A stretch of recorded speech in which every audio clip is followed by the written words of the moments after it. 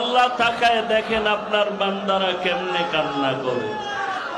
ও আল্লাহ, আপনার তালিবুল ইলমরা কেমন ভাবে কান্না করে।